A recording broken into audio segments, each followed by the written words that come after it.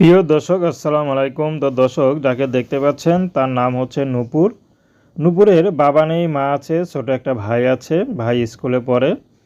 তো নূপুর পড়াশোনা বন্ধ হয়ে যায়, বেশি দূর করতে পারেনি, 4-5 পর্যন্ত পড়াশোনা করেছে। তো বর্তমানে নূপুর একটি কাপড়ের দোকানে সেলসম্যান হিসেবে কাজ করে। তো নূপুরের বিয়ে শাদী হয়নি, বিয়ে শাদীর জন্য তার মা তড়িঘড়ি করছে, কারণ তার মা অসুস্থ, কখন কি হয়ে যায় বলা যায় না। তো নূপুরের অনেকবার বলা হয়েছে তুই তো প্রেমও করতে পারিস, কিন্তু নূপুর প্রেমে বিশ্বাসী না। নূপুর চাচ্ছে সরাসরি বিয়ে শাদী করতে। তো নূপুরকে জানিয়ে দিয়েছে যে এটা বিয়ে শাদী করে নে, কিন্তু নূপুর কোথায় পাবে ছেলে, কারোর সাথে তো প্রেম ভালোবাসাও নাই, বা আজকাল ভালো ছেলে পাওয়া যায় না। তো নূপুর এখন ইউটিউবে এসেছে তার এক বান্ধবীর কথায়, যে সুপার শপে কাজ করে, তা সেখানে তার বান্ধবী ছিল। সে বান্ধবীর বড় বোন নাকি ইউটিউবে এসে বিয়ে হয়েছে, সেজন্য নূপুরকেও এখন বলে রাজি করিয়েছেন।